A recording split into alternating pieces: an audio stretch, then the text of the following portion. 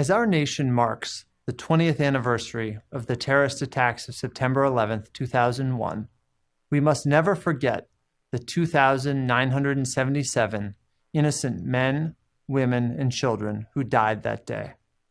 We must also acknowledge that the tragedy of that day continues.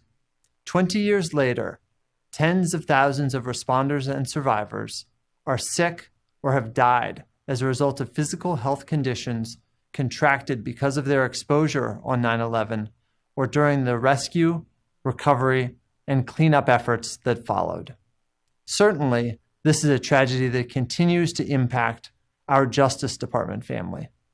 15 special agents and 2 FBI professionals, 4 members of the United States Marshals Service, and 3 employees of the ATF have lost their lives to 9/11-related conditions in the years since that day.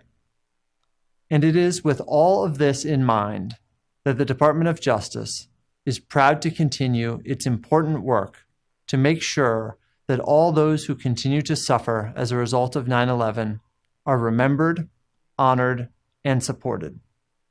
The historic legislation signed in 2019 created a path for the Department of Justice's September 11th Victim Compensation Fund, the VCF, to continue its vital work providing compensation to those who are suffering. Because of this legislation, we're secure in the knowledge that we have the funding to pay all eligible claims in the decades to come. To date, the VCF has received over 67,200 claims and made awards to nearly 40,000 individuals for a total value of more than $8.9 billion awarded. Even in these challenging times, the VCF is operational and fully committed to its mission. It is focused on remaining faithful to its statute, fair to claimants, and accountable to taxpayers. I regret that I cannot be there in person today, but on this panel, you have an incomparable group of individuals, each of whom has made an enormous contribution to the work of the VCF and to the 9/11 community during the fund's history. While we all understand that no amount of money can compensate for the losses suffered over the past 2 decades, the VCF's awards have provided support and some level of consolation and peace of mind to tens of thousands of responders, survivors, and their families. On behalf of the Department of Justice, I want to thank everyone on today's panel for their work in serving this brave and resilient community.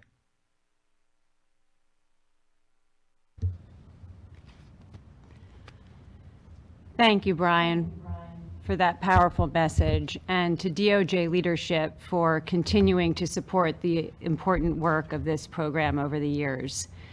We're joined this afternoon by the primary architects and administrators of the Victim Compensation Program, the federal judge who presided over all of the 9/11 related tort litigation.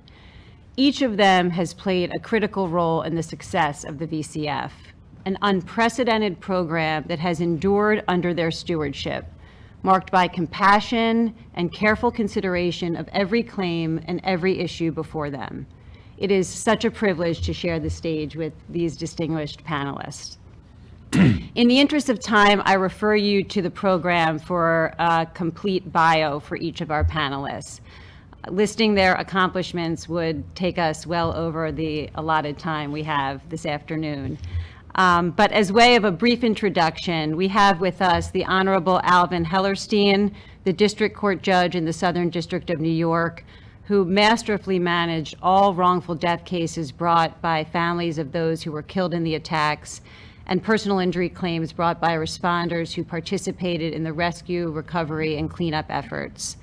Ken Feinberg, who served as Special Master of the original VCF, or VCF-1 as we now call it, and has designed and administered countless other compensation programs since then.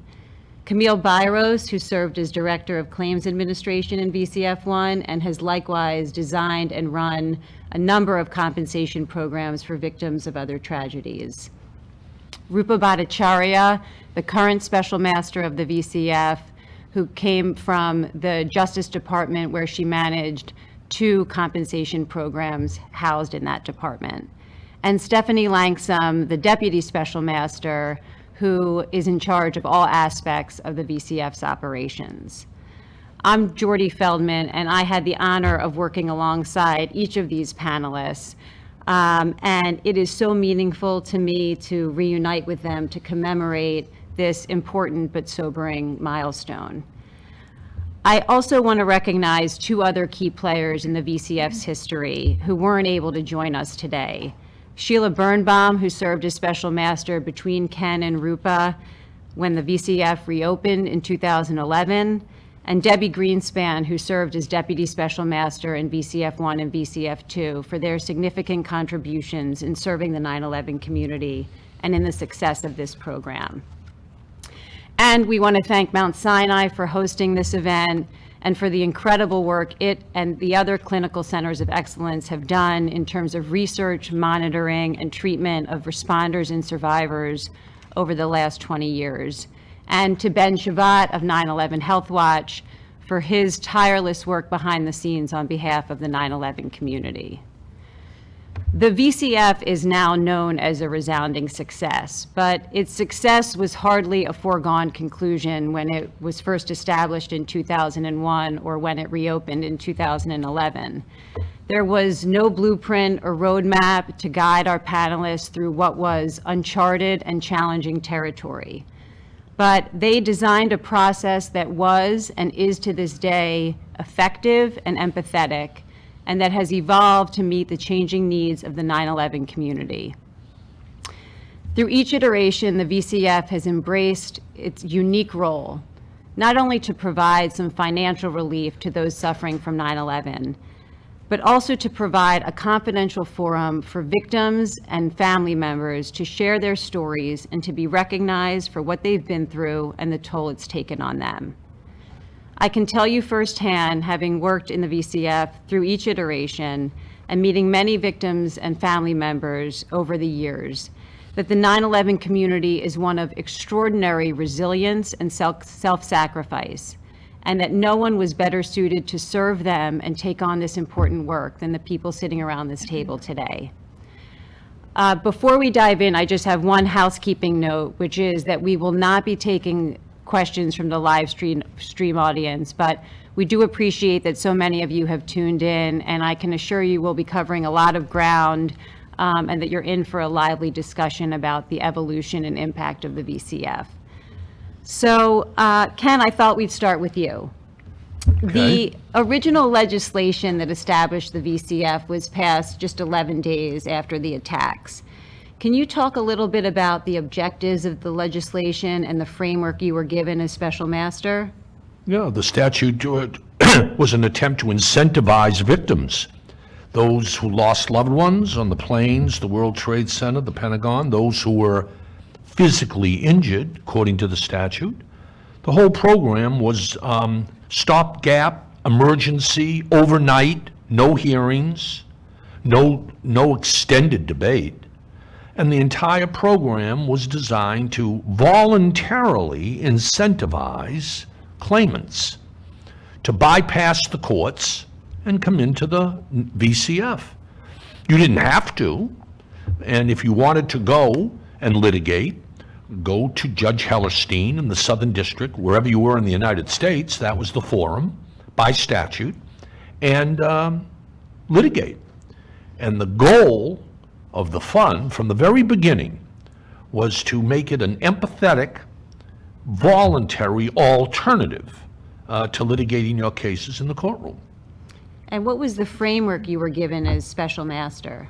The basic statute was pretty bare bones.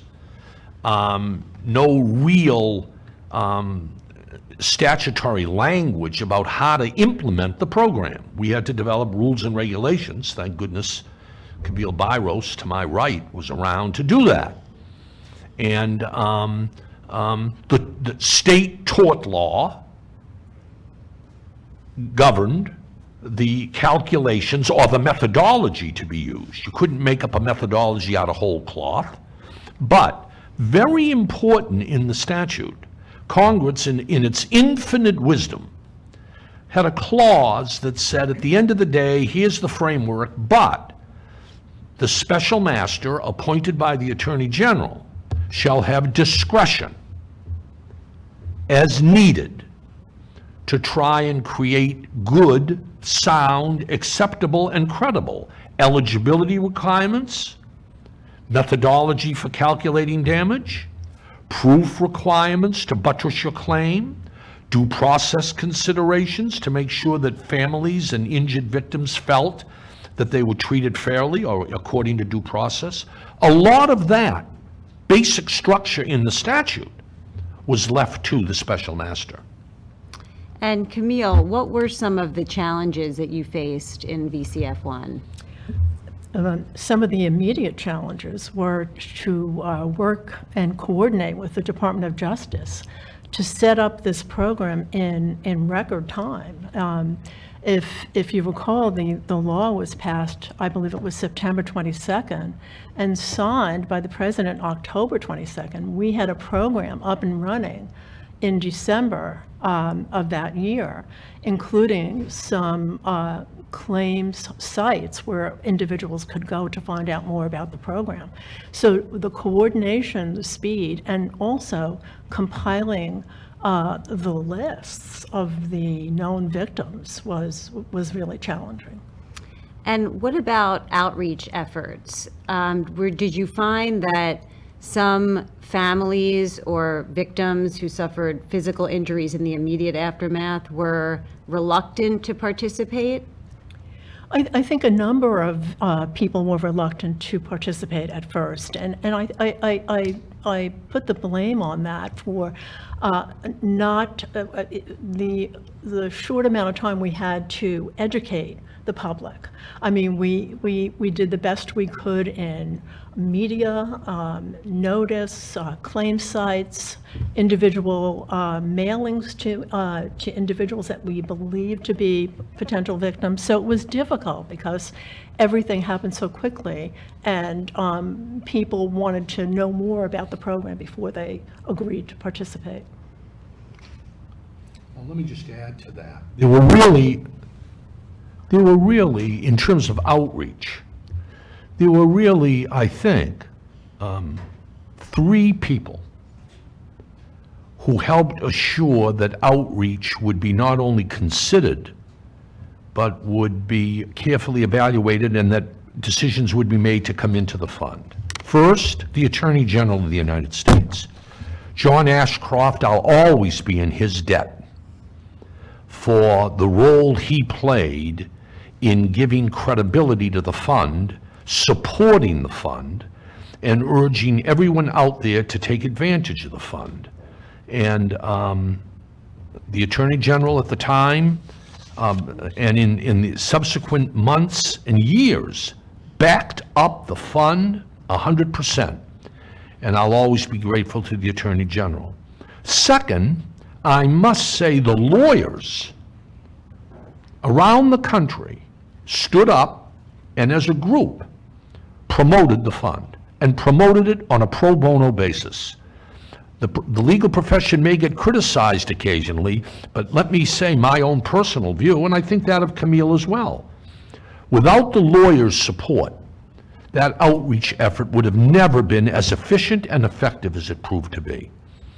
And then finally is sort of the unsung hero of outreach, not often mentioned when you talk about outreach, but that's Judge Hellerstein. And when I sometimes smile when people and professors and law students and lawyers talk about the 9/11 fund as an alternative to litigation, to the trial system. Well, in one sense it was, of course, but the coordination of the early fund with the court system through Judge Hellerstein is one of the pillars of success, because on a blank slate, Judge Hellerstein decided early on to coordinate with the fund, to urge lawyers and claimants to consider very carefully the fund. He required, didn't invite, he required lawyers to at least explain to claimants the benefits of the fund versus litigation. Always told claimants themselves, if you want a trial, you'll have it. We're open. But have you really thought about this? And with his credibility, it proved to be, to me, essential to the success of the fund. So, And Judge Hellerstein, can you, from your perspective, what was happening on the litigation front, and what was it that led you to join forces with Ken and the VCF to encourage potential litigants to at least consider opting into the VCF? There were certain limitations in recoveries that weighed upon my mind very heavily. Recoveries against the airlines was limited to the insurance that the airlines had. I felt there was grave danger. I didn't know the amount of the insurance, but I felt that there was great danger in having more claims than there were insurance provisions for those claims. And so it was very important for people to recover, to have a way of recovering. Every dollar that Ken paid out gave me an extra dollar for the claimants in court. Second, I knew, I didn't know the dimensions of the lawsuits at the time or how many there would be. They were much beyond my imagination, but I knew there'd be a lot of them. And the ability of courts to manage large numbers of cases is difficult, to say the least. Here was an opportunity to go before a victim compensation fund administered by someone I knew for some period of time, and I had great faith and confidence in him, and avoid all the need for discovery and motions and other problems that are attendant to litigation. And lastly, there were serious issues right from the beginning where the litigation could succeed.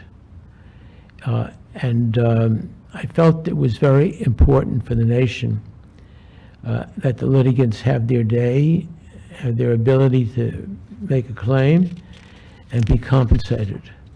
That the court system, and I always thought it was a court system that was being challenged, that the court system had to show that the rule of law and justice prevailed even in the most difficult of circumstances.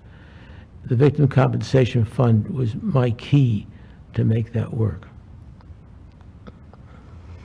And Camille, you talked a little bit earlier about coordination with getting lists and manifests.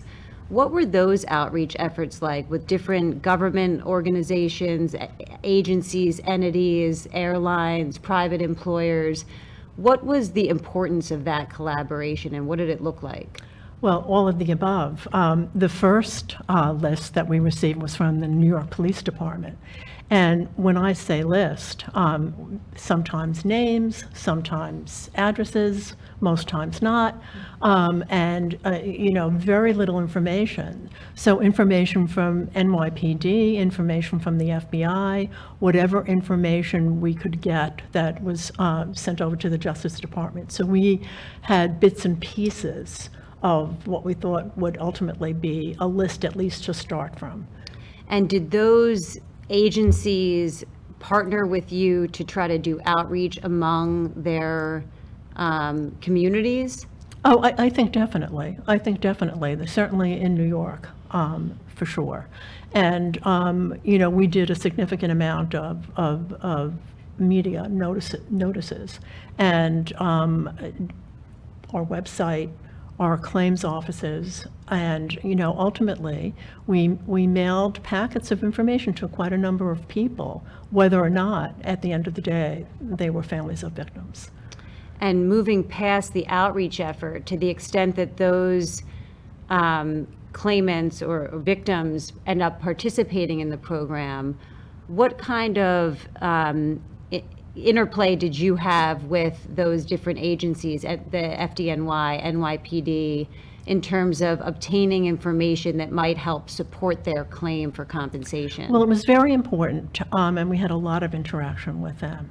And it was very helpful to us to get compensation scales for these individuals and benefit information, pension information, all of which we used to sort of streamline the process and understand the pay structure for some of these entities. And we'll get to how we value claims in a little bit, but I want to bring in Rupa and Stefanie. The VCF was reopened in 2011 with the passage of the Zadroga Act after years of monitoring and research done by our friends in the medical and scientific community, linking certain conditions with exposure at ground zero. So what were the challenges that you faced upon the reopening of the VCF and through the current iteration?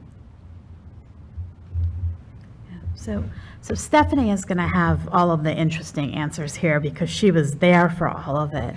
But I will start out by saying that I think the biggest challenge that VCF2 faced, which was very different from VCF1, and it's a challenge that we continue to face today, is that no one knows how many potential claimants we might have. VCF1 had a finite list of people. We knew who were in the buildings and on the planes. But for VCF2, there are estimates that there were between 400,000 and 650,000 who might have been exposed at the 3 attack sites in Lower Manhattan. And there's no way to know how many of those people might get sick. We still don't know. And given the latency periods that are associated with some of these cancers, where there is a long delay, sometimes decades, between when the cancer might manifest and the exposure that happened years ago, it may be years yet before we do know. And so that uncertainty, how many claimants there might be, has always made it very, very challenging for VCF2 to plan what we're doing, to understand how many claimants there might be, to try to understand how much money might ultimately be expended. And I think at the end of the day, that's why Congress took the very unusual step in 2019 of funding the VCF with such funds as may be needed, so that everyone is assured that no matter how many claimants there turn out to be, we have enough funding to be able to make compensation awards to all of them.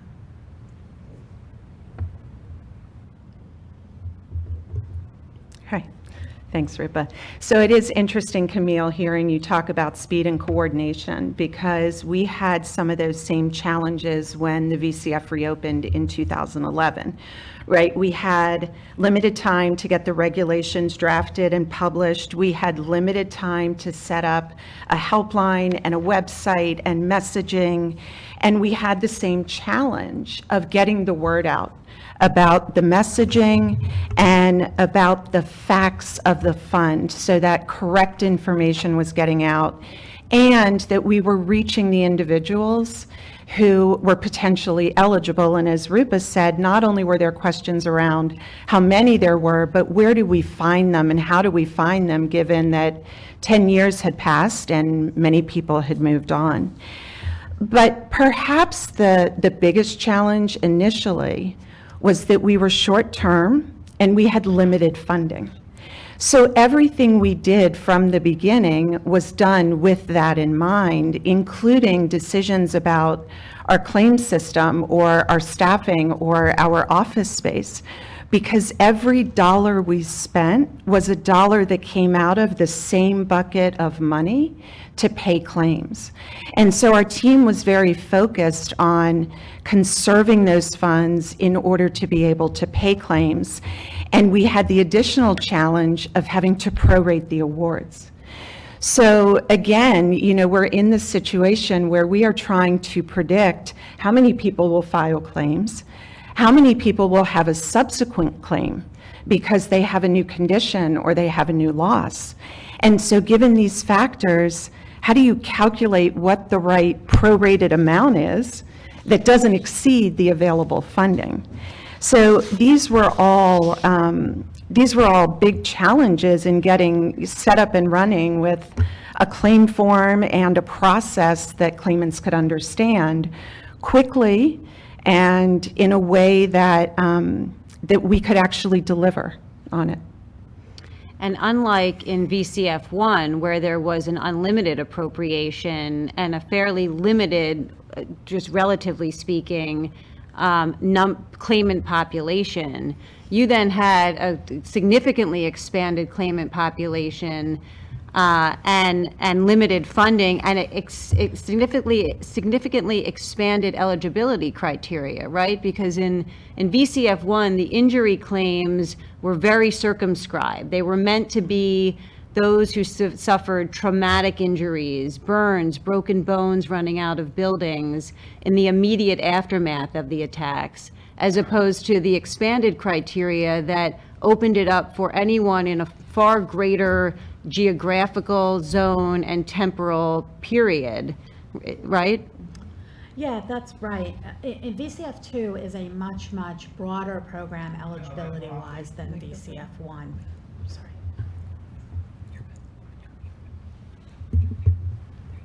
Sorry, microphone. Yes, that's right, Jordy. VCF2 is a much, much broader program than VCF1. In order to be eligible for compensation under VCF2, our what we call our presence requirement is that you have to demonstrate that you were present at one of the 3 attack sites, at the World Trade Center, at the Pentagon, or in Shanksville, Pennsylvania, or in the New York City area that was affected by the dust cloud from the collapse of the Twin Towers, which for VCF purposes is a fairly wide swath of Lower Manhattan. It's all of Lower Manhattan south of Canal Street. Through the time period that started on September 11th, 2001 and runs through May 30th, 2002, which is the official end of the recovery period in New York. So we're talking about a very large area, which is why there is that hundreds of thousands of people potentially exposed estimate, as well as a fairly long time period. It's about an 8-month period. And what that means is that unlike one of the very common misimpressions of the VCF that we heard for years, which is that VCF2 was limited only to first responders, it's not. VCF1 covers a very, very large group of individuals. It's essentially open to anyone who was there. There are, of course, the first responders and the construction workers and the people who worked in debris removal and cleanup or drove trucks or cranes, but it also includes retail store owners, school children, office workers, people who lived in downtown Manhattan, if they have a physical health condition that's determined to be related to 9/11.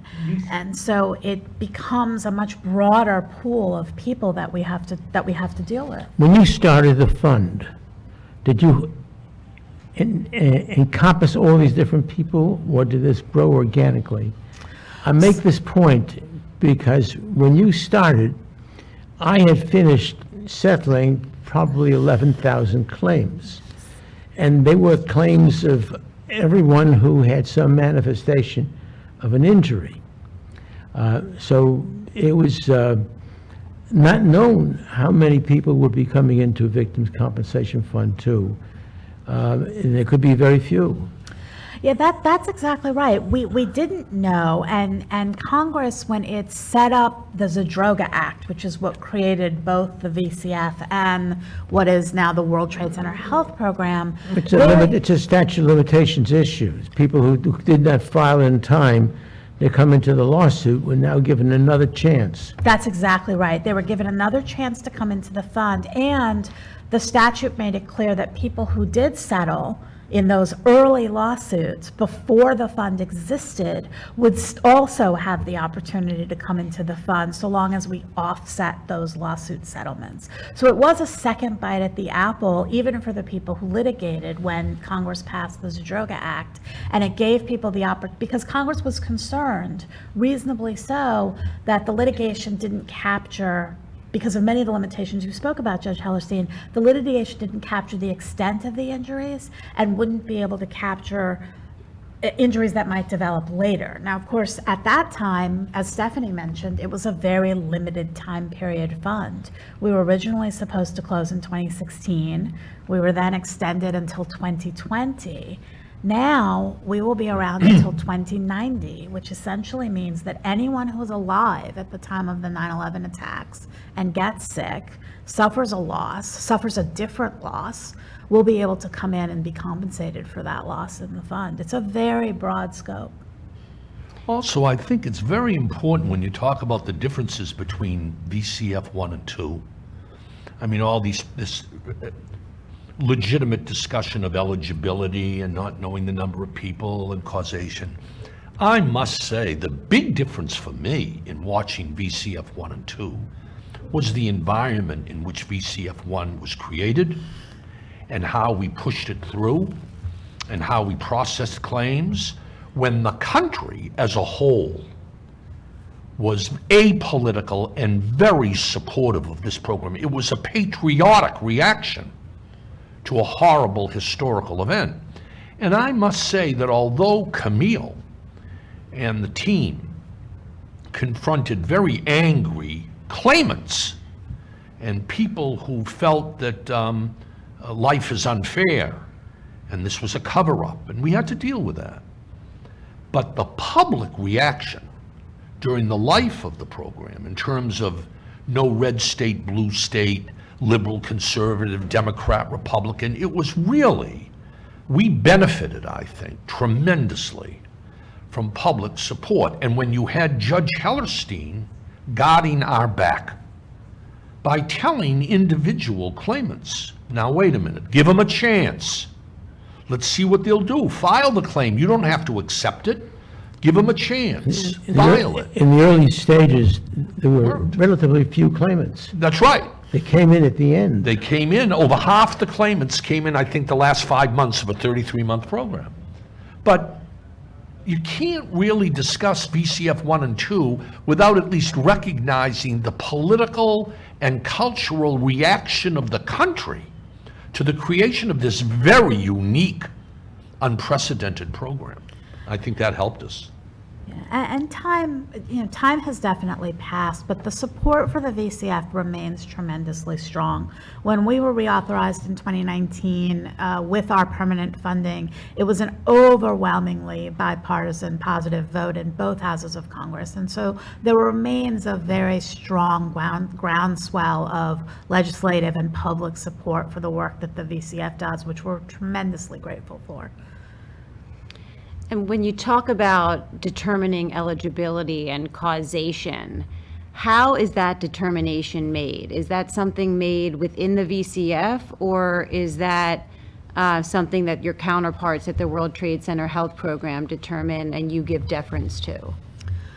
So the eligibility determination for VCF2 turns on three different things, really. There has to be a timely registration, which I'm not going to spend a lot of time on. There needs to be a certified physical health condition by the World Trade Center Health Program, and then you have to prove presence. You have to demonstrate that you are at one of the 3 attack sites or in that area of Lower Manhattan in our time period by proof. We rely on the World Trade Center Health Program, which is our sister program, as we like to say. We have a very close working relationship with them, but they make the medical decisions. They decide that conditions are related to 9/11 exposure. They're the doctors, we're the lawyers. We don't make medical causation decisions. But we have to figure out the rest. And I think the place where people get hung up, and as we get further from 9/11, the thing that gets harder is that demonstration of presence. People have moved, they've retired, businesses have closed or changed hands. It becomes harder and harder to find the documentary proof that's needed for us to be able to meet our statutory obligation to say, yes, we can find that you were there. So we have a lot of resources available. We spend a lot of time, and thank goodness for Camille, following up on those relationships that she established with employers, with unions, to try to get information that can independently verify that people were present. And as a last resort, we always have sort of what we always refer to, and here again, we're following Ken's example, and Jordy certainly knows this very well, but sort of the pinnacle of our process is our appeals process. We always tell people, we know that sometimes the paper is not enough, and you may get denied in the first instance, but that's only the first step in the process. All that means is that you've opened the door to an appeal, and that lets claimants come in and talk to us and tell us their story. Right now we're doing it virtually, but it works. Come in, tell us the story, let us understand your claim, let us understand where you were, what you were doing, why you were there. And even in the absence of documents, that can often be enough to establish presence. And so we always urge claimants not to get discouraged by that first denial. We know documents are hard to come by 20 years after the fact, but there is a process available even for those claimants. And Camille. I just wanted to add to that, and it's not just for those who appeal, but it's so important, that one-on-one, face-to-face meeting. Jordy and the team during VCF1, we held over 3,900 of these meetings. And for the most part, the victims' families just simply wanted to tell the story. And we all learned how to become very good listeners, because that's really all you can do at that point. But it's so important. You're absolutely right. And speaking of the one-on-one meetings or appeals, town hall meetings, how did you navigate those difficult conversations? Well, I'll let Ken respond to that question, but they were very difficult, especially at the beginning. If you recall, I think we had our first preliminary one in end of November, and the emotions were simply so raw, and it was probably the most difficult experience that we had, because we, in our quest to come up with the program and have everything ready, we probably should have taken a little bit more time to understand the incredible emotional impact and how best to present the situation and the program to the victims. 75% of the success of the town halls was just showing up and explaining to people, I'm here, we're here. We can only do so much. We can't bring your daughter back or your wife back or your husband back. We're here to talk about the program. It was raw and it was difficult, but more than one claimant would come up afterward, quietly. You know, Mr. Feinberg, Ms. Biros, thank you for even coming here. We appreciated the transparency. We built that type of credibility and support. I saw Judge Hellerstein in open court with probably 50 families. He invited them in with their lawyers, and the studied explanation, you know, this is a cover-up, and give them a chance. And, you know, it just the judge in the robes acting more as a rabbi than a judge. The high distrust of government. Very good. And here was this fellow giving out money, but with conditions. And if you went into the fund, you gave up your right to sue. And people didn't know what to do. And when you don't know what to do, you get angry, and you think there's a ruse. And the early effort was to overcome that. So I provided that they could come into court. I would put them on a suspense docket, so nothing would happen in court. Not a single thing happened in court until Kenny was finished, because I did not want to set up an alternative and have a contest who could give better justice. So I made it clear that they would have all kinds of problems coming down, but they can come into court, they can hold their position. They satisfy the statute of limitations issues that they were concerned about, and then they can go and see what Kenny could provide. And if they thought what he was doing was fair, then they would gain in confidence, and that was useful. And I'll tell you something else. When Kenny finished his work, and I started working with the individuals, one of my first concerns was to have settlements come out that would make people who had settled with Kenny look foolish. So as much as I wanted settlements, I did not want settlements that were inconsistent with what happened to the Victim Compensation Fund. That would have made everybody look like a fool if that had happened. And I worked very hard that it shouldn't happen. And notice, everybody who opted out of the fund, and there weren't many, 94, 95, they all settled eventually. That was a chore. I mean, 5 years later, limits on attorney's fees, but that was all orchestrated by Judge Hellerstein and his special master, Sheila. And so on the issue of the value of settlements, how do you value these claims? What types of factors were you He's the considering? world's expert. I don't know about the world's expert, but, you know, we do what they do in the tort system. We look at past earnings, we look at future earnings, we look at benefit packages, we look at was the individual in line for a huge promotion? We look at all the factors necessary to determine what future lost earnings would be for that individual. And is there a pain and suffering component to that amount as well? There was a pain and suffering component for certain, and that was the same across the board. It's $250,000 for each decedent and $100,000 for each dependent for the decedent. What the, am I on? Yes, what the fund could not do was to pay where there was life insurance, or rather what we call collateral sources. And so the first settlements I had were those people who opted out knowing that they could not get, that they had to subtract from what otherwise would come their way by the amount of life insurance they had. And those were the first settlements that waited for me to do that. And I think, I never spoke with you about it, Ken, but I believe you probably told them that this is an opt-out situation. Well, what we also had was this statutory discretion.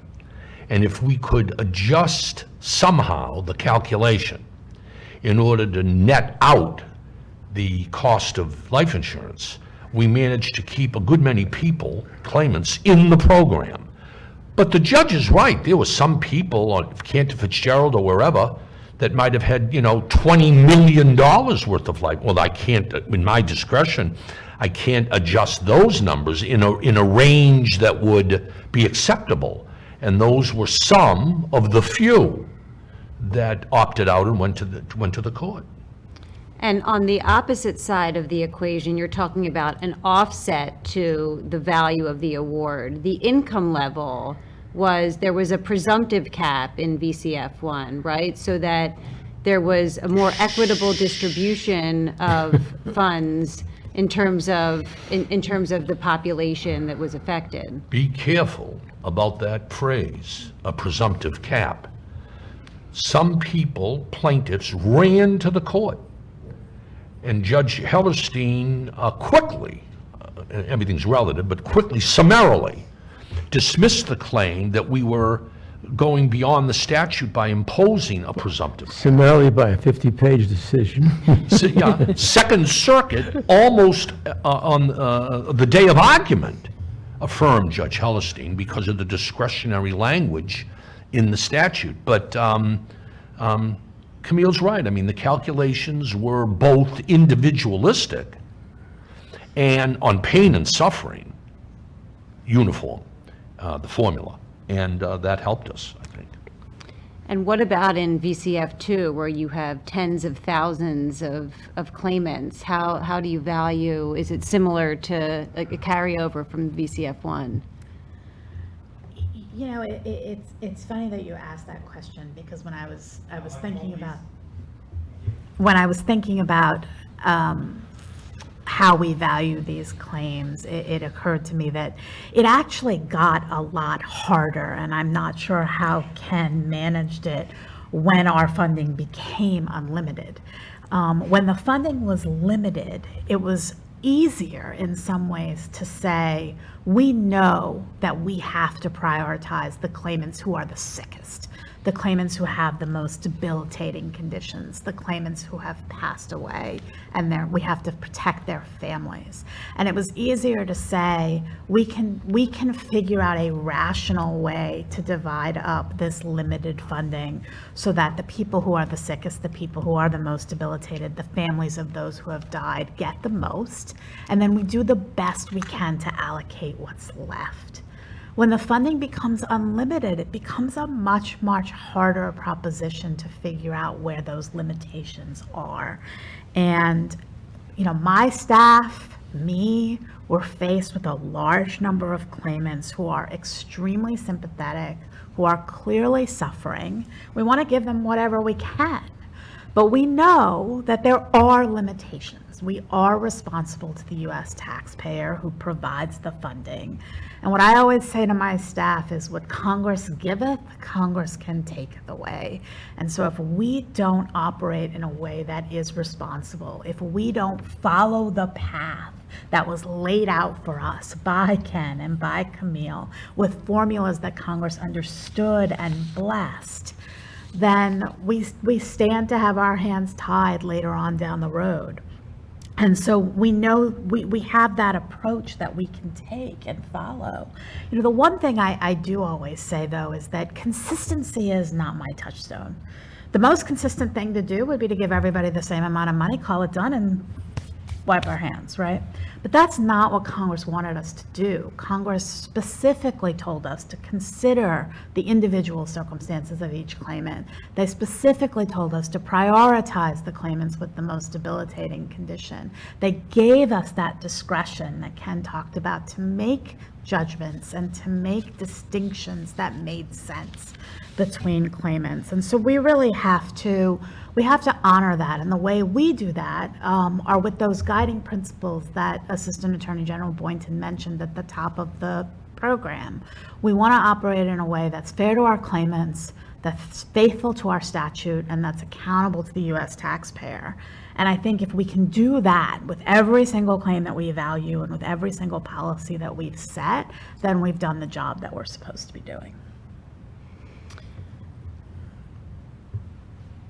I think having those interests of having a highly individualized approach to claims, but also having an administrative process where speed is a key factor, that people want their claims to be processed quickly. They want their claims to be resolved quickly. I remember feeling like hearing from many claimants that saying once they've committed to participating in the program, they just want to be done with it. And so you really provide a significant service in making sure operationally that it's streamlined, that it's claimant friendly, and that it moves through quickly. So Stefanie, how do you do that? What are some of the things that you do in order to facilitate or even expedite the process? So certainly we share that goal. We want to move the claims through as quickly as possible and get the individual their payment. We certainly work very hard so that people understand what they need to submit. The biggest hurdle for us, the thing that slows us down the most, is when we don't have the information we need in order to review the claim, assess eligibility, and calculate the award. So over the years, we've worked to refine our instructions and the claim form and work on ways to make it easier for people to understand what is meant by a complete claim and what the documents are that we are going to need. For many of our claimants who are only seeking the pain and suffering award, we really don't need much more than the documents that that show us that they are eligible. As Rupa was saying, the presence. We have a great partnership with the health program in order to get information about their conditions. We exchange information with the health program. And so really, we are looking for ways to make sure that claimants can get us a complete claim, and then we can move it through in a process where we can take a look at eligibility and the non-economic loss, the pain and suffering award, at the same time. The fewer times we have to touch the claim, the faster it can move. On the claims that are seeking economic loss, it's a little bit harder because until we pick up the claim, we don't know what that individual's circumstances were. We're looking for information on their salary structure. We're looking for information about their pension, the benefits that their employer offered. And so those claims take a bit longer, as well as the wrongful death claims, because there's more information that we need, and we often don't know about it until we pick up the claim. But our goal is to minimize the number of times that we touch the claim. We do a lot of work with the law firms who represent claimants. And then for our unrepresented claimants, we have our helpline, which we consider our frontline team. They are advocates for our claimants. They will take whatever time is needed to sit on the phone, walk someone through the claim form, talk about the documents that are needed, really working again to make sure that once that claim comes in, we can actually review it and render a decision. And when you speak about these relationships that were established and cultivated in VCF1 and then carry over, it's not just minimizing the amount of time that the VCF touches the claim, it's minimizing the burden to the claimants, right? That you're able to access information directly from a source that they would otherwise have to go to. And so you avoid a duplication of efforts. That also helps to speed along the process. Absolutely. And certainly, again, with what was started in VCF1, these information exchanges, these partnerships are critical to our ability to reduce the burden on claimants and help that claim move forward. We have relationships with entities and employers who provide information on presence. That's an enormous help to the claimant. We have direct relationships with entities to get information on compensation, salary history. We've got some of the larger employers, the city agencies, all of these entities with whom we have developed these relationships that allow us to go to them directly instead of having to put that burden on the claimant. And when we were made permanent, one of our goals was to expand those relationships, in particular for proof of presence. I'll talk to people about the fund, whether it's a potential claimant, a claimant, or just someone who's interested in it, and I'll say, think about if you were asked to come up with proof, documents, a piece of paper that proves where you were 20 years ago. Could you do it? It's an extremely difficult thing, and we get that. So now that we're permanent, we are reaching out to the larger employers, the employers who we know we have a number of claims from their employees, and we are working with them to find ways to have them help prove presence. We recently put in place a relationship with one of the larger banks. We established a relationship with the Department of Homeland Security to assist with their employees. These relationships, from my perspective, are the ones that are going to be most important to develop over the next couple of years, because the more time passes, the harder it is to get that information. And we need to reduce that burden on the claimant. You talked about the importance of meetings with claimants. Are there stories that have stuck with you over time? Well, there are so many stories that have stuck, certainly with me over time. We're talking about payments and claims for not only deceased individuals, for their families, but also for physically injured. One of the highest compensation amounts we paid was to an injured individual in VCF1. And this was a gentleman who was burned over 90% of his body. And by the time, and he insisted he wanted to meet with us personally. And by the time he had come to see us, he had already undergone 35 operations. He came to see us on a stretcher with his family, with his medical team, and his attorney. And it was just truly unbelievable and remarkable, the sheer will to go on and to live. And it was just, it will never, I will never forget that. And one other one that just stands in my mind among hundreds and hundreds of them is we were in our New York office at the time, in a conference room, windows on the 26th floor. And a young woman, a mother, a very young mother, she had 3 children, she was about 23, 24 years old. We sat and had her meeting with her attorneys. She was very composed throughout the entire meeting, very composed. We finished the meeting, we talked to her, we got the information we needed, and I proceeded to walk her out to the door. And she turned around and she looked out the window and she said to me, "They must have been very scared when they jumped." And then she just broke down and sobbed, and she was completely out of control. She just lost it. But it was so heartrending. But there were so many of those that we sat through and listened to. But those are just 2 that stand in my mind. Ken, are there ones that have stuck out for you? Hundreds. One lady came to see us, 26 years old, sobbing. And she said, "Mr. Feinberg, Ms. Biros, my husband died at the World Trade Center, and he left me with our 2 children, 6 and 4.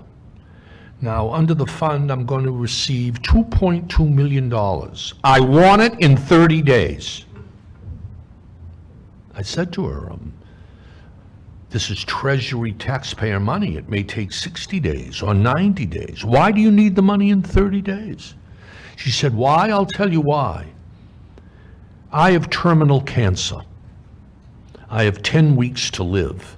My husband was going to survive me and take care of our 2 little ones. Now they're going to be orphans. And I've got to get this money now, Mr. Feinberg, while I have my faculties. I've got to find a guardian and set up a trust. I can't wait.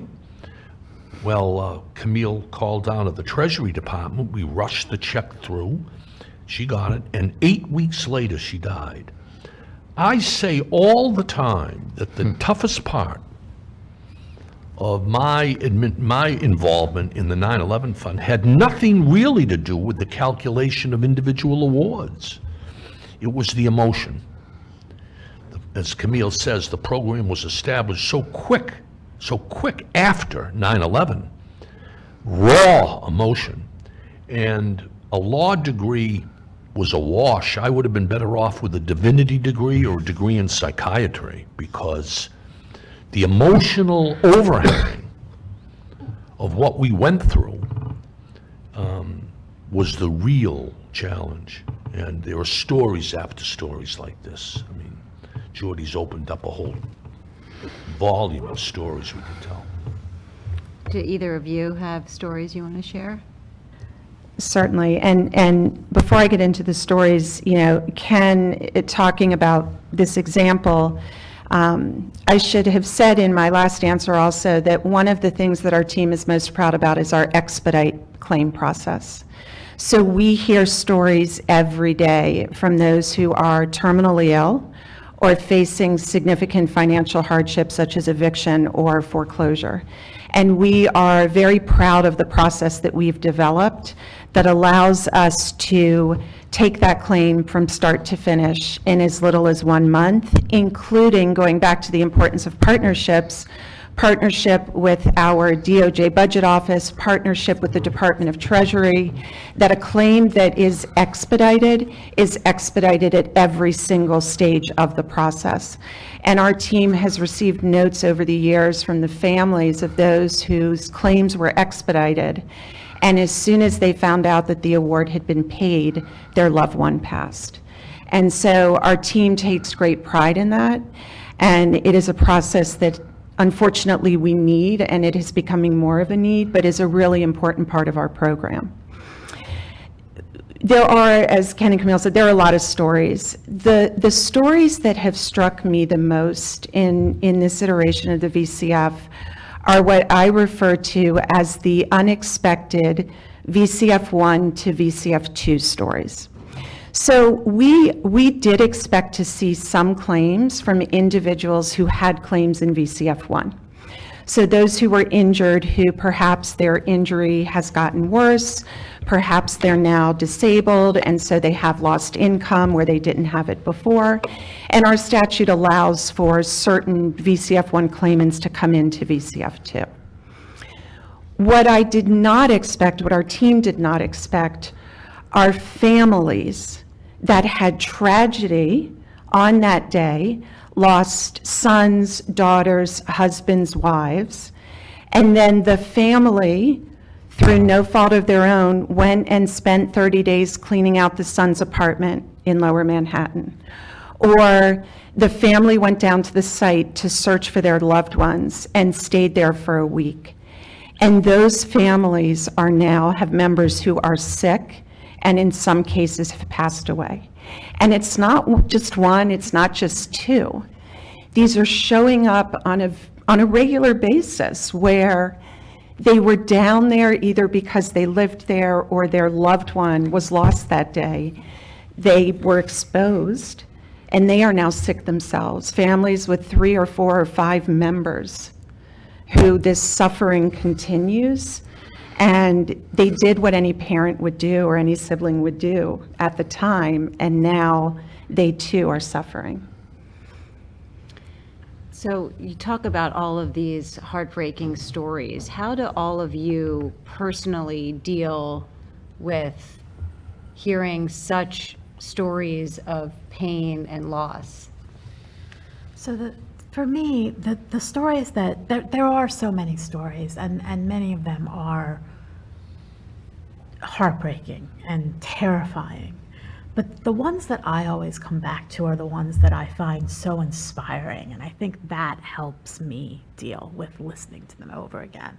And the 2 examples I will give first are, and I would say that this is not just the most common story we hear, but probably the one we hear most often, is the responder who, sitting in our hearing room, having his colleagues lost on 9/11, his friends are sick, he is sick or she is sick, and you talk to them about their activities on the pile that day, that week, that month, what they did, and every single one of them says that they would do it again. And the amount of heroism there is something that I think ordinary people can't comprehend. And yet at the same time, and this is my second example, there are so many people out there in the 9/11 community who have used their experiences to inspire themselves and others. And if you are in this community, you've heard of them. People like John Fiel and Lila Nordstrom, who were injured that day. Lila was a high school student, and who have taken those experiences and gone out to create advocacy organizations to advocate on behalf of responders and survivors who didn't have anyone else to speak for them. People like Anthony Gardner, who is on my staff at the VCF, or Mary Fetchett, who is the head of what used to be called Voices of Now 9/11 and is now Voices, who lost family members in the tower that day and have now gone on to create organizations that are devoted to healing and to helping, to never forgetting. People like Ray Pfeiffer and Louis Alvarez, who, as sick as they were, went up to the Hill over and over and over again to make sure that these benefits continued.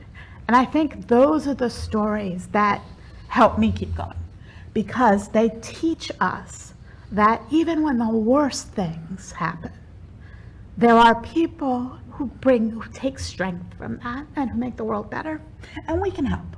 And that's what helps, I think, for me, is to know that we help. And as Stefanie says, we hear from claimants every day who tell us that we help, and that helps. I just also want to mention that along the same lines, the incredible group of attorneys who worked pro bono on VCF1, just a remarkable showing of people who gave their time to help these families at no cost at all.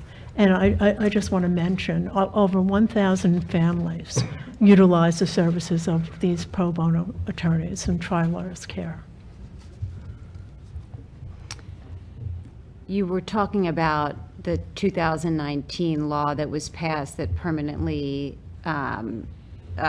authorized the program until the year 2090 with the funds as deemed necessary. That was such a monumental development, both a recognition of the ongoing health effects of 9/11 and a remarkable vote of confidence in the VCF. What did the passage of that law mean to you, Rupa, and your team? And what are the challenges? I know, Stefanie, you touched on this a little bit earlier, but what are the challenges in transitioning from what was intended to be a short-term, limited funded program to now an essentially permanent government program?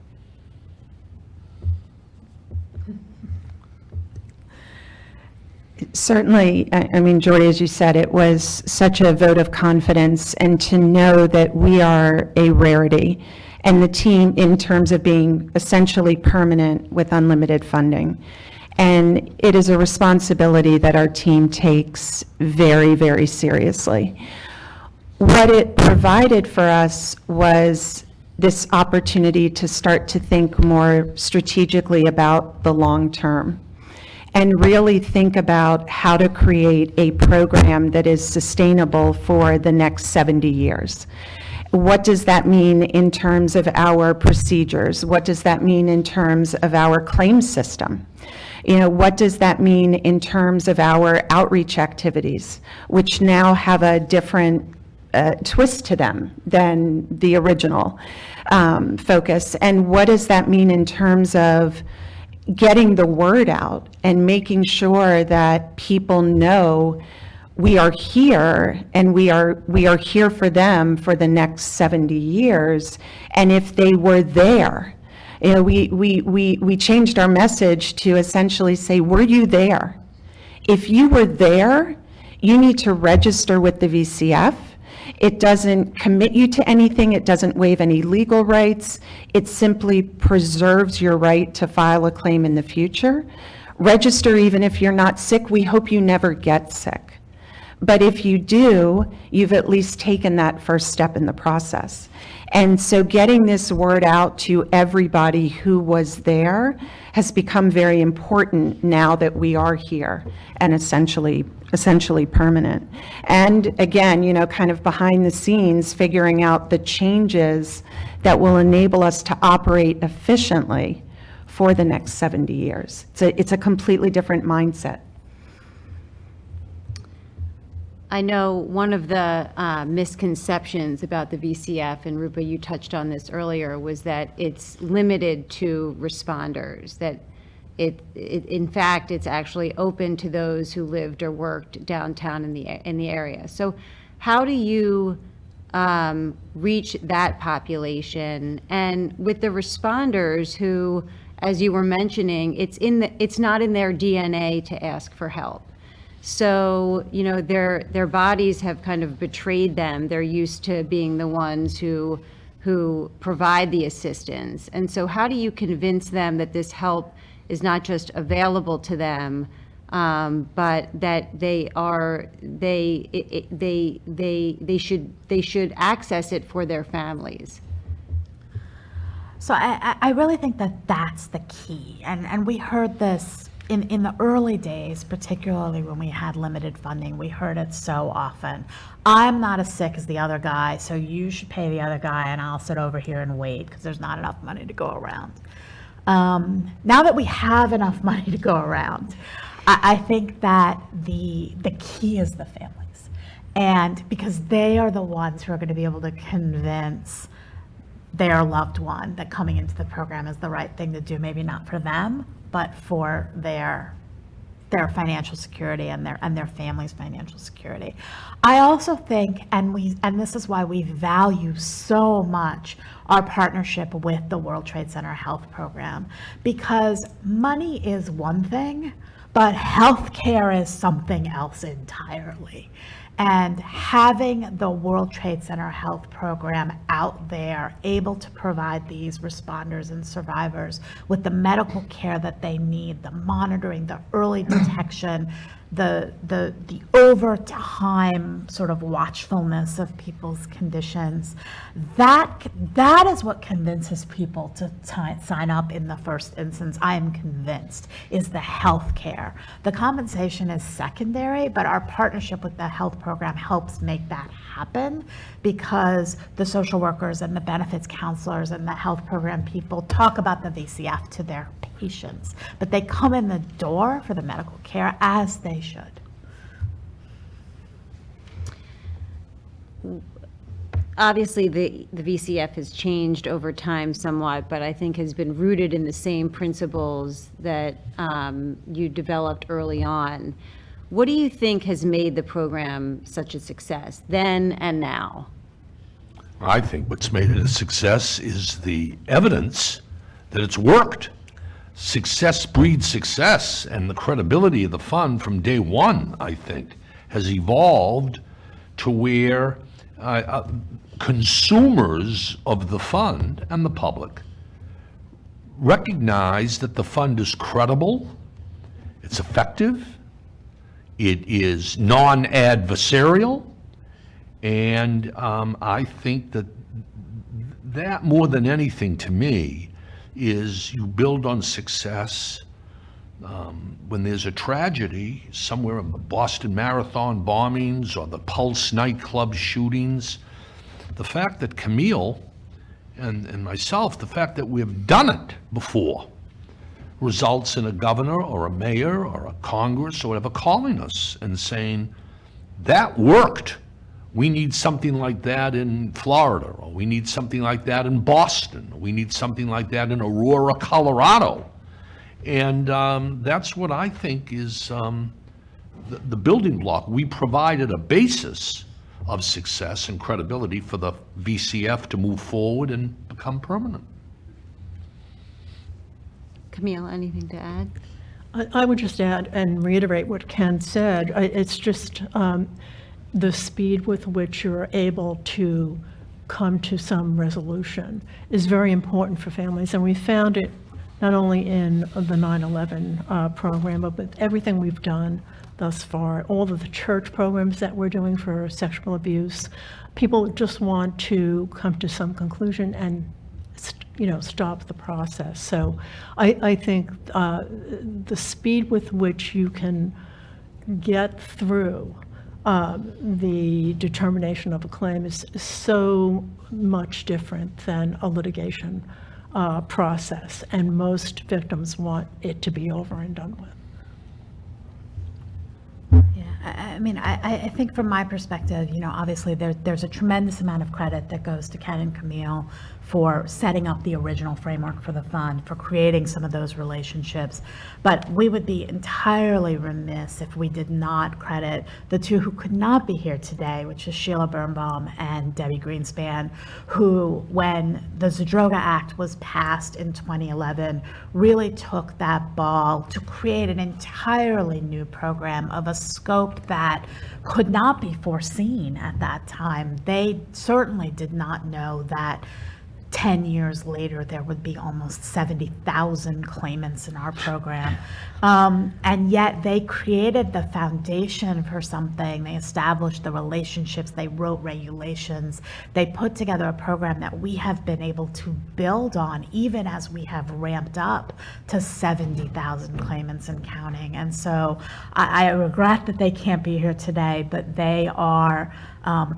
it is certainly on Ken and Camille's shoulders and on Sheila and Debbie's shoulders that we continue to stand in making this program a success. You've been so successful that there has not been a single case brought in court since the settlements.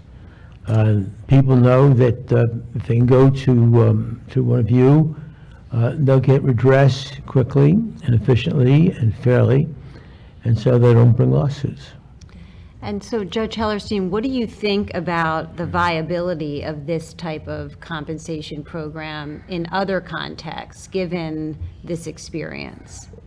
It's very hard to say.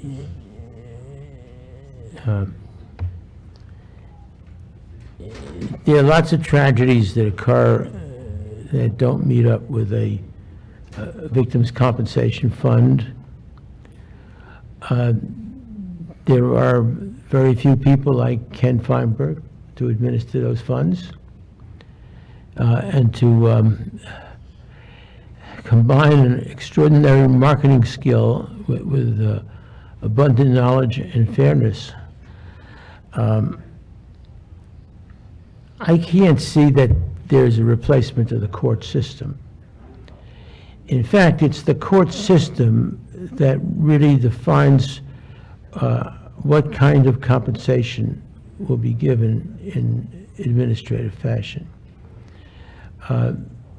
The ability of people, if they want to go to court, makes this program that you folks have done so successfully something different from an ordinary bureaucratic program. So you've set up a model that allow people to proceed in this fashion. But there always are lawyers who think that they will get more for their clients if they go to court. The courts are always open to those kinds of people. And you see from the mass litigations that go on with opioids, for example, to take just one example, that the courts will be a favored resource. Ken has often said that the 9/11 fund is an exception. But you've done it now in other programs also, some more and some less successful, but always useful. But there's a big difference, you say. The 9/11 fund was statutorily authorized with public taxpayer money. I think it's a one-off. I don't think it will be replicated. I don't think it should be replicated, frankly. Camille will recall the letters we received in 2001 and 2 and 3.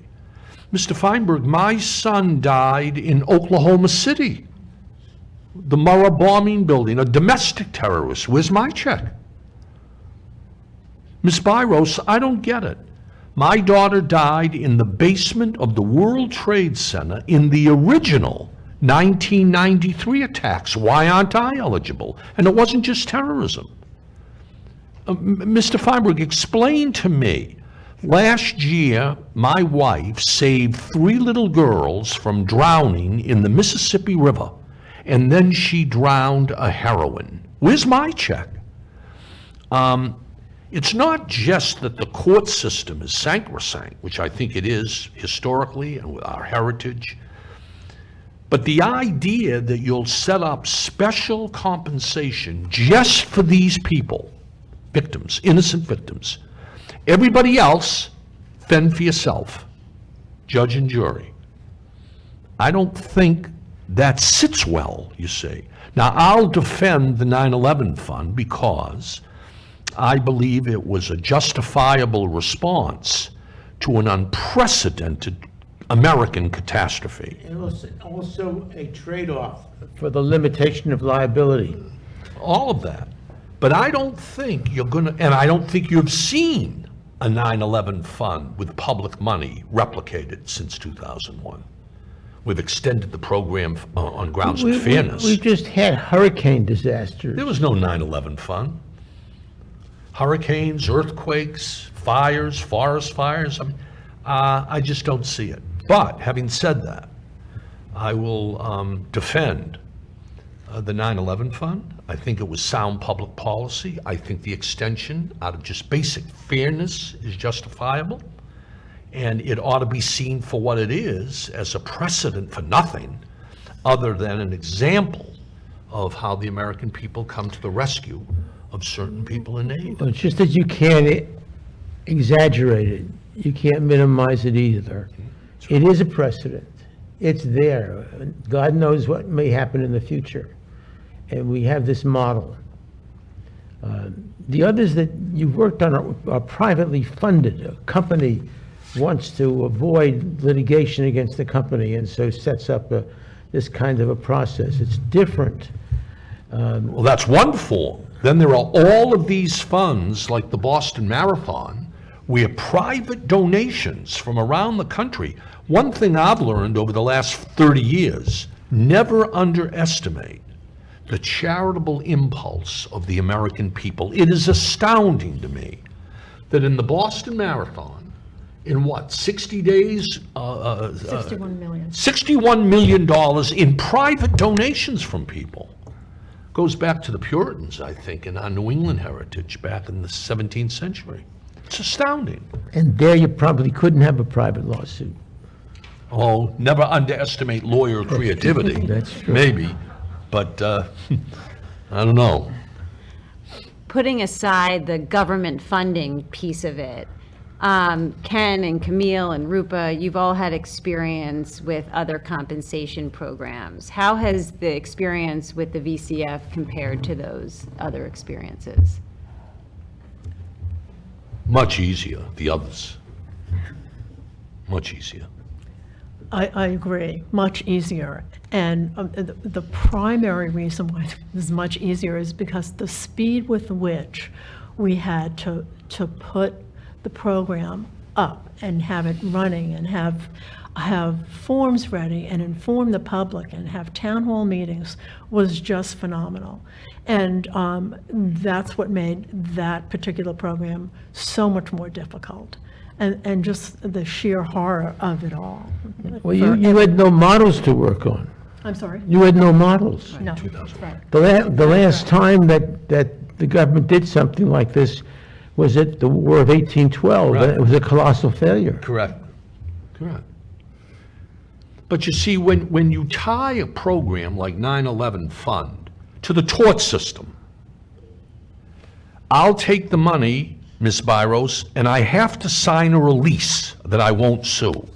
Now, that's not the Boston Marathon or Aurora, Colorado, or the Sandy Hook Elementary School, or the Pulse nightclub, or Virginia Tech. That's all gift money. There's no release. We divide the money and hand it out. There's no, and as Camille will tell you, in those programs, all deaths are treated, valued the same.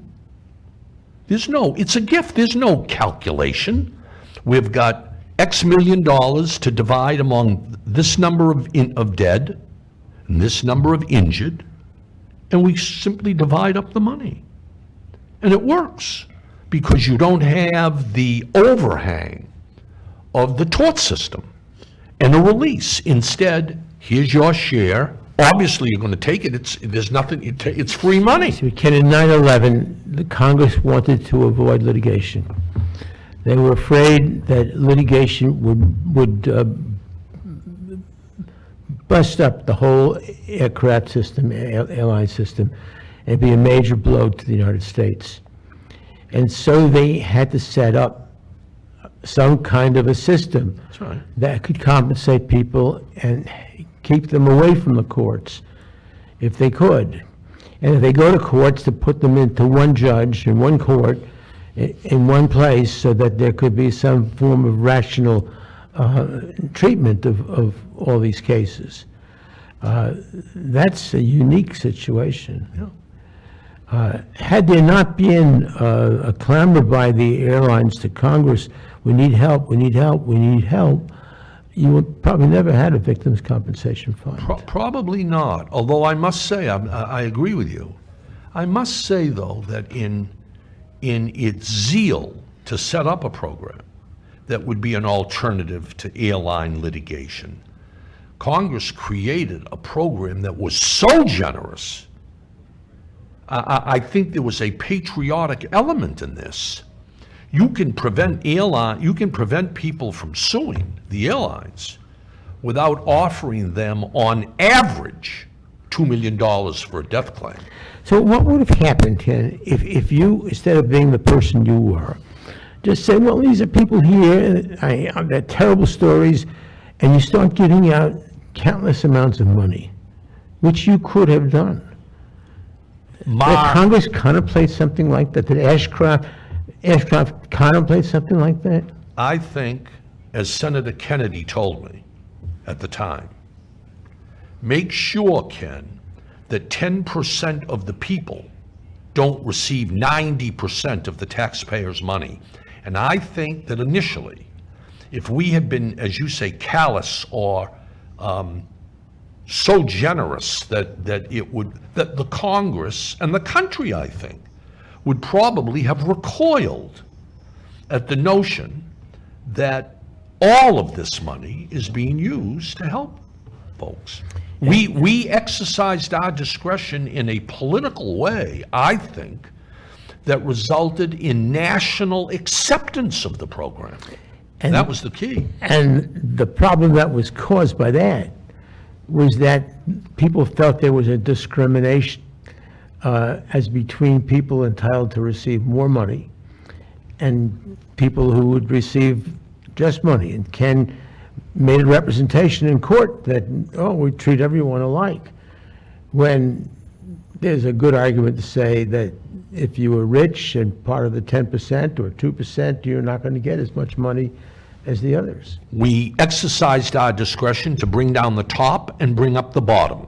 The average payment for a death claim, $2 million. The median average, half got more, half got less, was 1.6 million, you see. So we narrowed that gap. But Camille came up with it. You can explain how we treated gender and made that gender and race, and how we adjusted those numbers to make sure that everybody was treated similarly and wasn't discriminated against. If you were a male receptionist versus a female receptionist, or Afro-American versus white, we didn't make any distinctions based on statistics.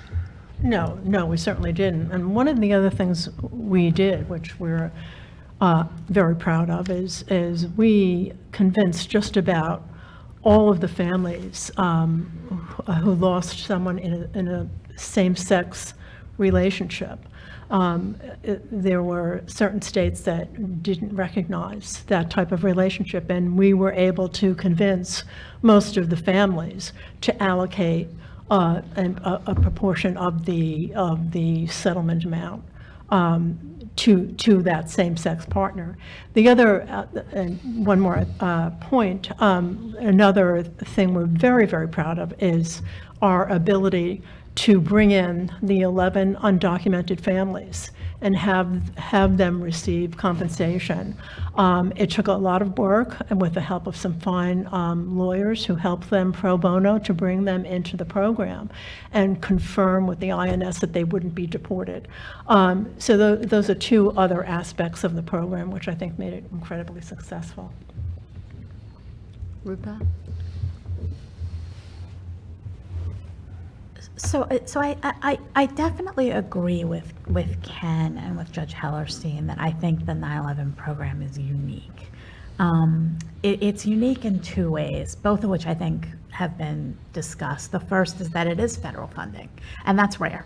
The federal government, as a general rule, does not get involved in creating these sorts of compensation programs because it's hard for it to draw distinctions. Why would it compensate this group of people over that group of people? Why Hurricane Katrina victims but not Hurricane Ida victims? Why 9/11 victims and not Murrah building victims? And so it doesn't generally do that. And I think one of the reasons it did so here was the liability limitation and the concerns about the airlines. And the closest example of that that I've worked on in the past is the vaccine injury compensation program, where again, the goal there is to protect the vaccine manufacturers who were so afraid of ruinous liability from the very, very small number of people who have side effects as a result of a vaccine administration, but who nonetheless were threatening to go out of business, to stop making vaccines. And the goal there by Congress was to provide a public good, to continue the availability of not inexpensive vaccines. So it created a compensation program that pays that small number of victims. But it's funded by the vaccines. It's funded through an excise tax on every dose of the vaccine. So it's not federal dollars. And I think that's a very big difference with 9/11 that will be hard to see again. Litigation is expensive, and that means that alternatives to litigation are expensive. And it will be hard to see that again. And I think that's where the second sort of characteristic that is unique to the VCF comes in. And it's something that we're hearing about a lot in the last few days. As everyone looks back at the 20th anniversary of 9/11, as people sort of cast their minds back to where we were in those days right after the attacks, there has been a constant refrain about the way the country unified behind the attacks of 9/11, around the president, around America as a concept, as a nation, as a target of this horrible terrorist attack. That feeling, that unity is so hard to imagine today. And yet that's what gave birth to this program. And I don't know that we'll see its like again. So any final thoughts by anyone on the panel before we conclude? I do want to, I have been sitting here thinking that you asked about the success factors, and we've talked about the partnerships that have been so important, the engaging with the claimants and the advocacy groups and making sure that they are heard, that we are there for them, that we answer their questions, we listen to them and understand their needs. But I think one of the other success factors for both the first VCF and the second VCF is the team and their passion for the mission, their view of not a claim, but a claimant, their single focus on the individual, understanding who they are and their story, and their true dedication to the mission. It was very much that way on the first VCF, a very strong sense of duty and anything we could do to help. And it remains that way today with the right mix of skill sets and building that team that first and foremost comes in every day for the claimants and truly passionate about the work that they do. Yeah, and just to piggyback on that, just to offer my own personal observation is so often in tragedies, I think it's our instinct to turn away or keep a distance. And as you heard from everyone up here, and you know yourself, for anyone who's tuning in, conversations about pain and loss are incredibly difficult and intimate and uncomfortable, which is why many victims are resigned to suffer in silence.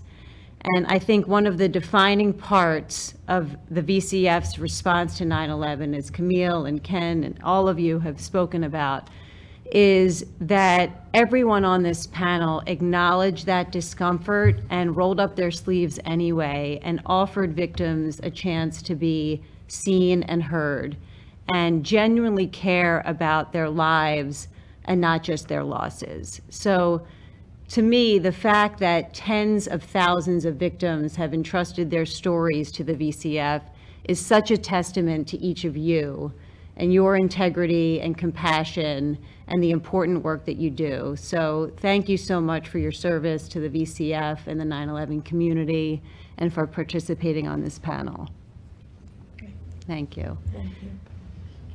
And the program will continue, just to note, the program will continue tomorrow morning at 11:30 with advocates and journalists who cover the efforts to pass crucial legislation regarding the 9/11 community.